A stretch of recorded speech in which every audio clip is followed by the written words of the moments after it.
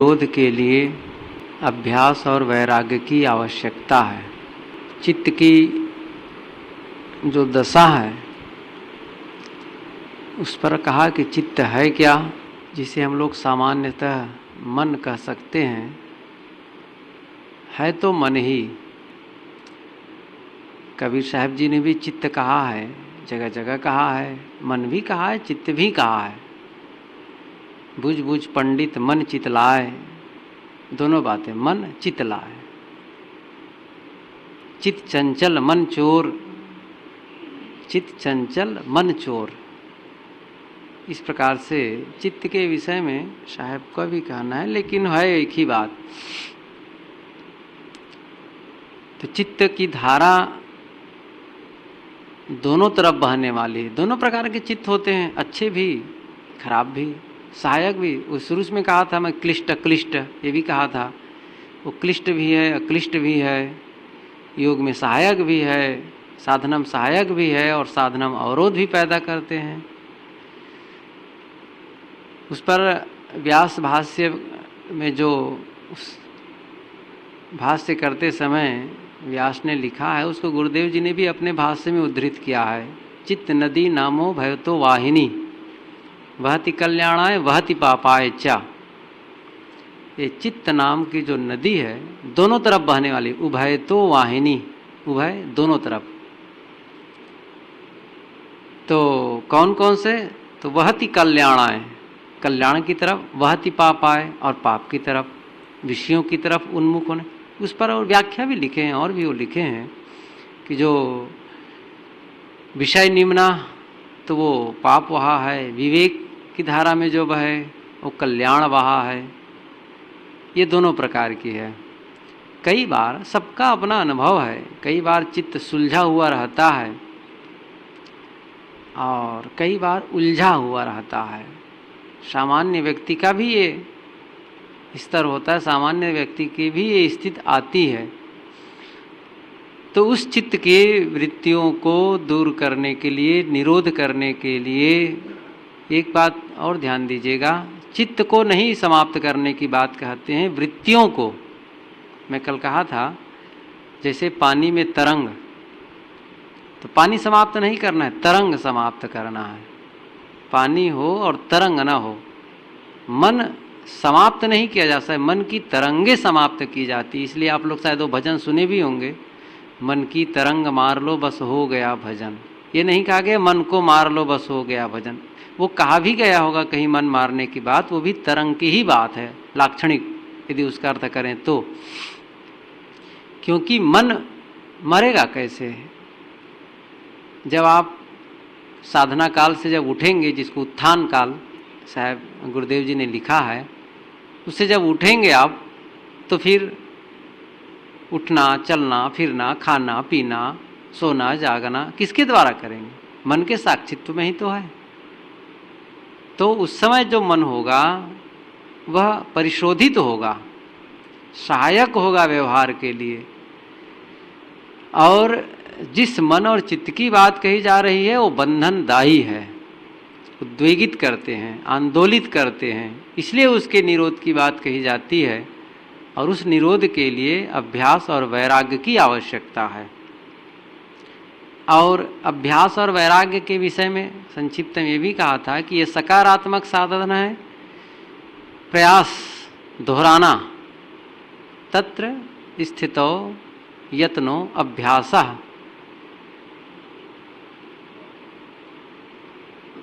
जो स्थिति के लिए चेष्टा करना, प्रयत्न करना, अभ्यास है। इसके लिए गुरुदेव जी ने एक अच्छा उदाहरण लिखा है कि अभ्यास और वैराग्य को थोड़ा सा साफ रूप से समझाने के लिए कैसे वो नकारात्मक है, कैसे। तो एक नदी का उदाहरण देते हैं।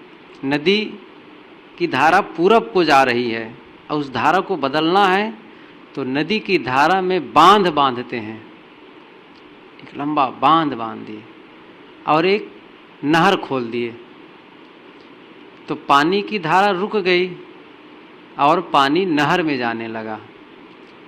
केवल बांध बांधेंगे, नहर नहीं खोलेंगे तो बांध को तोड़ देगा नदी पानी, और नहर खोल देंगे, बांध नहीं बांधेंगे तो कुछ पानी नहर में और कुछ पानी नदी में, काम पूरा नहीं होगा। उस पूरे कन्वर्ट उसको मार्गांतरीकरण ही कर देना है, दिशा ही बदल देनी है। जो विषयाभिमुख है उसको आत्माभिमुख करना है। मार्गांतरीकरण, मार्ग का परिवर्तन, हम लोग इसी के लिए बैठे हैं, मार्ग परिवर्तन। वैसे तो अभ्यास का मतलब ये हुआ कि पूरा उस समय निरोध है, लेकिन कुल मिलाकर के हमारा उद्देश्य यही है, जो निरंतर विषयोन्मुखी रहती है, विषयों की ओर भिनकती हुई जो चित्तवृत्ति है उसको आत्मा में लगाना है, भीतर लौटाना है, भक्ति में। इसीलिए बीजक में जो बात आई है कि जो सन्निपात रोगियन मारे सो साधुन सिद्धि पाई, जिस सन्निपात के रोग से, यहाँ सन्निपात का मतलब है काम, क्रोध, लोभ, जो तीन विकार हैं मन के, मनोविकार, इससे लोग मरते हैं, दुखी रहते हैं, पीड़ित रहते हैं। लेकिन साधु उससे सिद्धि अवस्था को प्राप्त करते हैं। इसका मतलब काम सबके अंदर है, साधु असाधु सबके अंदर है, लेकिन संत क्या करते हैं, उसके मार्ग को बदल देते हैं। मन की वह दशा, चित्त की वह दशा जो विषयों का चिंतन करने लगती है, तब उसे कहते हैं काम। और जब वही चित्त, वही मन सद्गुरु संतों में लग जाता है, ज्ञान में लग जाता है, तो उसे भक्ति कहते हैं। है तो वही चीज। तो काम को भक्ति के रूप में, क्रोध भी है, क्रोध है तो क्रोध हम लोग प्राणियों पर करते हैं, पदार्थों पर करते, पदार्थों पर तो नहीं किया जाता है। कोई अनाड़ी भी ऐसा है जो पानी, पत्थर, बर्तन, भाड़ा सबको गाली देते हैं। माताओं भी आप लोग कभी देखे होंगे, जब ये नाराज हो जाती हैं तो फिर कैसे प्रकट करें, तो बर्तन कभी पटक देंगे, कभी किसी को कुछ कर देंगे, तो पता चलता है कि नाराज हैं। वो नाराज बर्तन के लिए नहीं है, आपके लिए है। अब बताए कैसे, तो बर्तन पटक के बता रही हैं, तो बर्तन के लिए नाराज थोड़ी है। कुल मिलाकर वो वस्तु के लिए भी नाराज कोई कोई होते हैं नारी, जो वस्तु के लिए भी हो जाते हैं। उनको क्या पता, उनको उनके प्रति क्रोध करके कोई काम बनेगा। क्रोध होता है स्वजनों पर, बहुत प्राणी है, सब पर कहाँ होता है। आप बस की यात्रा में हो, ट्रेन में हो, तब भी नहीं होगा। क्रोध कब होता है, अपने लोग जब अपमान करते हैं, गलत करते हैं, तब क्रोध होता है।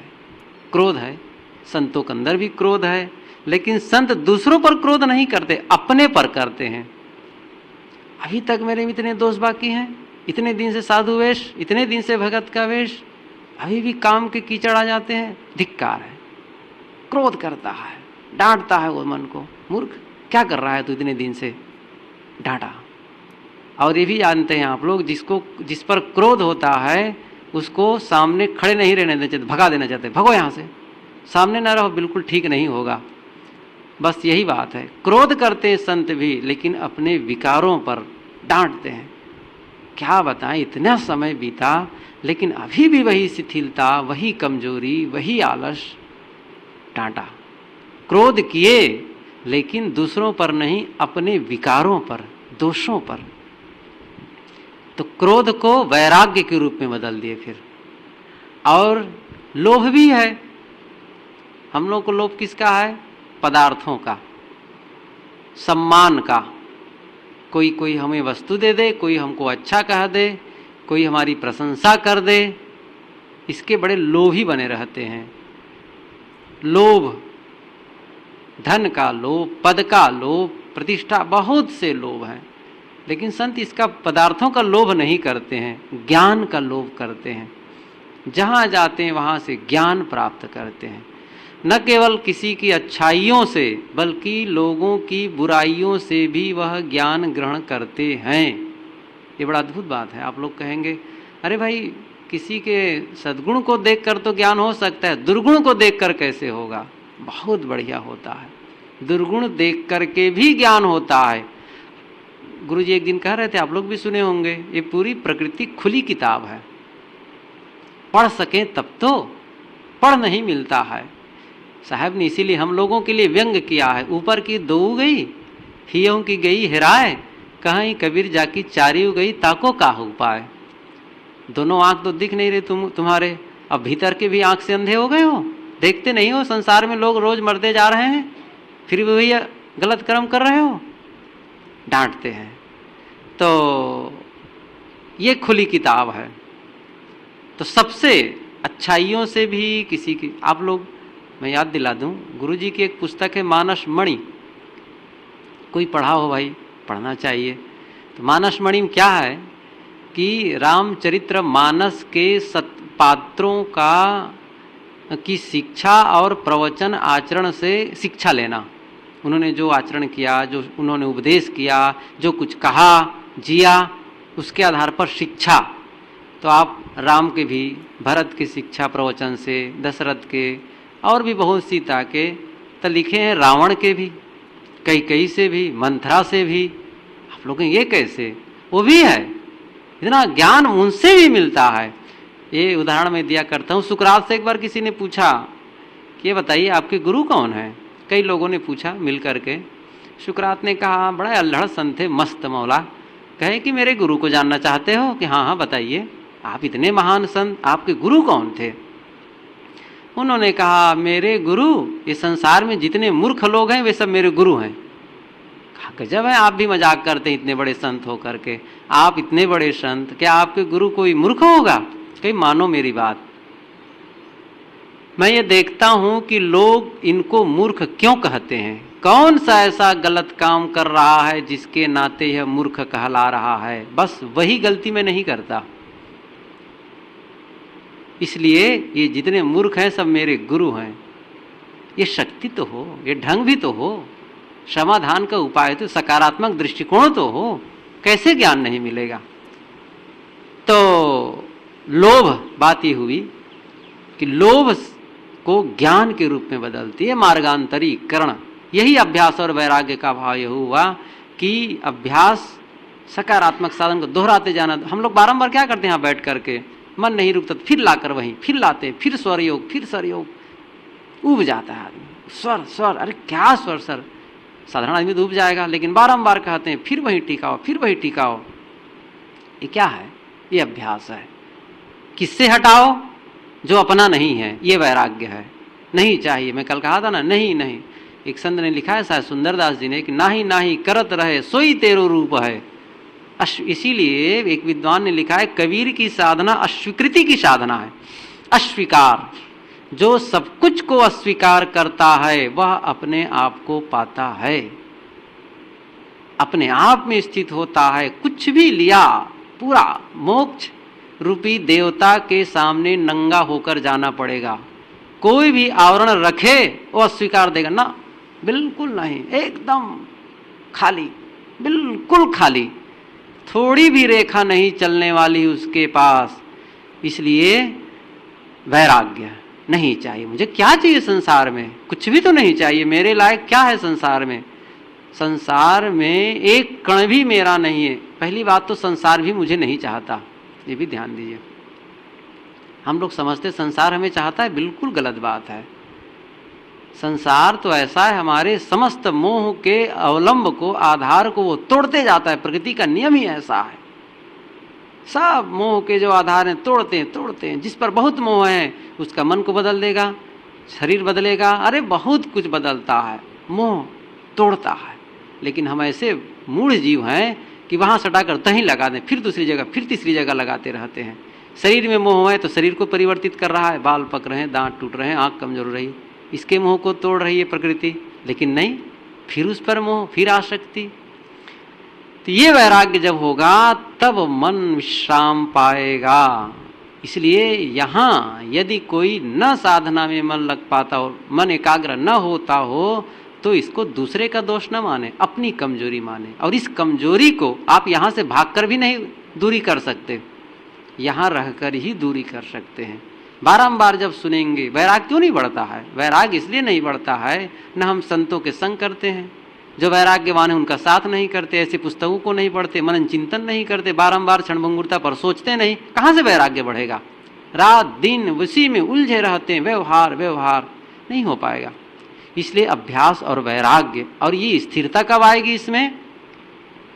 आगे इसी के बाद योग दर्शनकार एक सूत्र देते हैं, स तु दीर्घ काल नैरंतर्य सत्कारा सेवितो दृढ़ भूमि। दृढ़ भूमि, दृढ़ स्थिर स्थित कब आएगी? तो स तू माने किंतु, परंतु, लेकिन, ऐसा कहते हैं। इसी प्रकार से वहां अर्थ है। स तु दीर्घ काल, पहली शर्त, लंबे समय तक करो। थोड़ी देर करे बस काम बनेगा, थोड़ी देर साधना किए क्या करें, मन नहीं रुक रहा, चलो उठ के चल दिए। किसी भी क्षेत्र में सफल होने के लिए दीर्घकालिक साधना चाहिए। संगीत सीखने वालों को देखो, सुबह से और हैं करते ही रहते हैं, बहुत देर तक के, बहुत दिन तक के।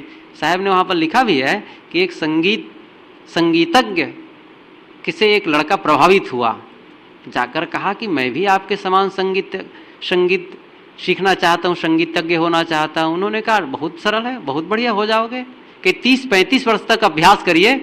लड़का घबरा गया, 30-35 साल तक के, और हम लोग यहाँ एक सप्ताह में घबरा जाएंगे। कैसे होगा? 30-35 साल संगीत सीखने में और मन को रोकने में 30-35 जन्म भी लग सकते हैं। ध्यान दीजिए, 30-35 जन्म नहीं, 30-35 करोड़ जन्म बीत चुके।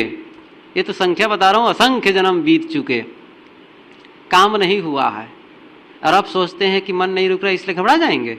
ये कैसे हो सकता है? साहस नहीं होगा। कैसे नहीं होगा? हमसे ही होगा, हमने मन को बिगाड़ा है, हम ही ठीक कर सकते हैं। इसलिए दीर्घ काल की साधना हो, लंबे समय तक करो, देर तक बैठें। फट से बैठे 2 मिनट, क्या कोई टोना टोटका है जो थोड़ी देर कर दो बस हो जाए काम? कोई आरती नहीं कि बस धूप जला दो बस काम बन गया, ये नहीं है। वो उठा कर पटकेगा, नीचे से भीतर से पटक ही रहा है। अब कहना क्या, सब अनुभव कर रहे हैं। और यहाँ पर और ज़्यादा होता है, क्योंकि यहाँ कोई काम नहीं है, कुछ नहीं है, तो और आ करके भीतर जो भरा है, क्योंकि सफाई होने लगती, दुर्गंधी बढ़ती है। उकेरा को देखो, ऊपर से बिल्कुल रखा है, उसमें कचड़े रखे हैं, और जब उसको खोद के फेंकना चाहो तो दुर्गंधी शुरू होती है। और हम खोद रहे हैं यहाँ उकेरा को, भीतर मन में जो भी उकेरा है, तो होता क्या है? दुर्गंधी आने लगती है और निकलने लगता है। अरे इससे अच्छा तो चल के पढ़ते, इससे अच्छा प्रवचन सुनते, बात करते, जैसे बैठो वैसे और तूफान। अरे भाई, जब उसके विरोध में काम करोगे तो लड़ेगा नहीं, चुपचाप रह जाएगा। इतने दिन से जो उसको खिलाए हो पिलाए हो, जिस सांप को पाले हो, यूं ही नहीं मरेगा, हमने ही पाला है। धीरे धीरे उसमें की जहर को निकालना है, और यह काम अभ्यास के बिना नहीं होगा। दीर्घ काल, फिर नैरंतर्य, एक दूसरी बात, दूसरी शर्त है नैरंतर्य, निरंतर। 1 सप्ताह यहाँ ध्यान अभ्यास किए, यहाँ से गए और संकल्प लेकर भी गए, रोज करूँगा, बिल्कुल नागा नहीं, बिल्कुल गैप नहीं होने दूंगा। अब हुआ क्या? सुबह ध्यान में बैठे, इतने में कोई बाहर से आ गया, भाई सुनो, बुलाने आ गया। अरे भाई ध्यान में बैठे, अरे चल रोज क्या, फिर कल कर लेना। चलो भाई, कल शुरू किए, फिर दूसरे दिन फिर वही बात, अच्छा चलो ना सप्ताह में 1 दिन कर लिया करेंगे। ऐसा घटने लगा, वो निरंतर हुआ ही नहीं। 1 घंटा भी हम रोज नहीं बैठ पा रहे हैं तो कहाँ से होगा? निरंतर चाहिए, नैरंतर्य। फिर एक अंतिम शर्त है, सत्कारा सेवितो। सत्कार का मतलब सम्मान, श्रद्धा नहीं होगी साधना में तो काम नहीं बनेगा। रोटी बनाने में श्रद्धा नहीं होगी तो रोटी अच्छी नहीं बन सकती है।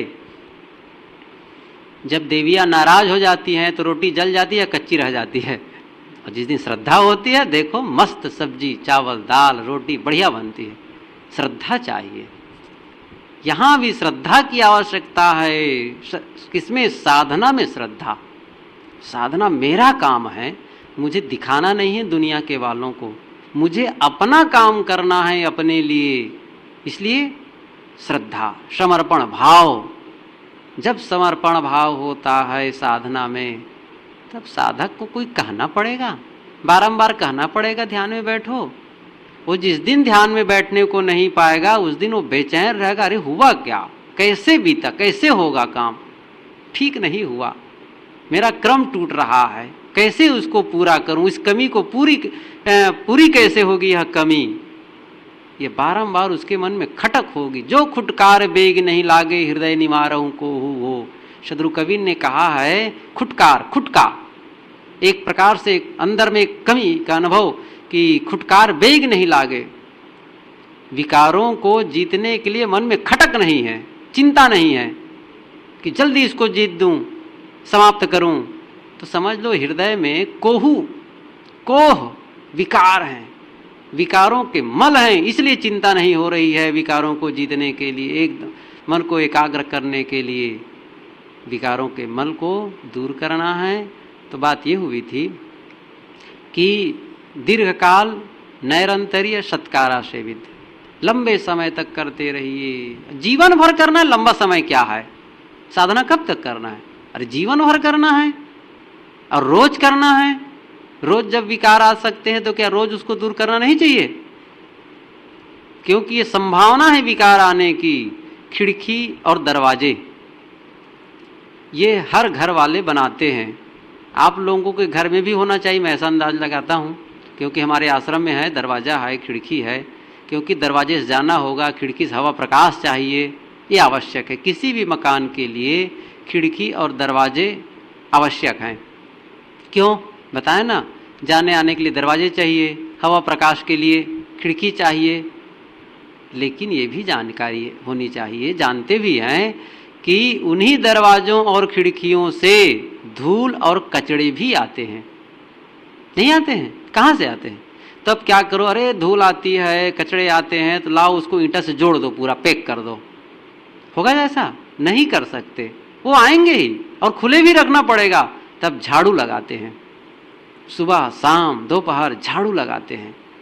ये खिड़कियां सबकी खुली हुई हैं, आंख रूपी खिड़की, कान रूपी खिड़की खुले नहीं है, बंद कर दोगे, खत्म कर दो, आंख फोड़वा दो, गलत गलत रूप देखता है, संभव है? कान में रुई भर दो और चलो। अरे कोई बात हुई, चाम से स्पर्श करते छिलवा दो पूरे चाम को, मूर्खता की बात। कोई इंद्रियां आप समाप्त नहीं कर सकते, सभी खुली रहेंगी। परां चिखानी वितरणे स्वयंभू तस्मात् परांग पश्यति, ये बाहर की ओर खुली है इसलिए बाहर देखती हैं। स्वयंभू ने, प्रकृति ने ऐसा विधान ही बनाया है इसको, क्योंकि बाहर प्रकृति के इस संसार के ज्ञान को ग्रहण करना है, इसलिए बाहर को खोलना भी उनका आवश्यक है। बहुत सोच समझ के उन्होंने किया है। क्या किया? प्रकृति का विधान है, स्वाभाविक एक गति हुई है, क्रिया हुई है, तो उसे हम बंद नहीं करेंगे, खुले रहती है। ऐसी स्थिति में जब विकार आने की संभावना है रोज रोज, तो क्या विकारों को धोने का अभ्यास न किया जाए? इसके लिए टाल मटोल कौन करेगा? जो लापरवाह होगा वो, जो अपने प्रति ईमानदार नहीं होगा वह, जो अपने को धोखे में रखना चाहता होगा वह। यदि हम अपने को धोखे में रखना चाहें, अपने को गड्ढे में डालना चाहें, तो साधना न करें। और साधना करना और अपने आप को उबारना है कीचड़ से, मैल से, पवित्र मन की झील में जाना है, मान सरोवर का वासी होना है, तब हंस बनना होगा, नीर क्षीर विवेकी होना होगा, ऊपर उठो, तब काम बनेगा। जो निम्नगामी है उसे ऊर्ध्वगामी बनाना है। हमारा मन भले विषय चिंतन कर रहा हो, अब उसे आत्मचिंतन रूपी ऊंचाई में उठाना है। इसलिए अभ्यास और वैराग्य के विषय में कहा था कि अभ्यास बारंबार दोहराना और वैराग्य अस्वीकार नकार देना, इन दोनों से ही साधना संपन्न होगी। समय हो चुका, आप लोग सब अभ्यास में लग जाएं। वो अभ्यास जो साधन जो अपनाए हों, किसी ने कुछ अपनाया, किसी ने कुछ अपनाया। अभी तक आप लोग 3 दिन जो बीत चुके हैं उसमें अनुभव सभी प्रकार की साधना कर चुके।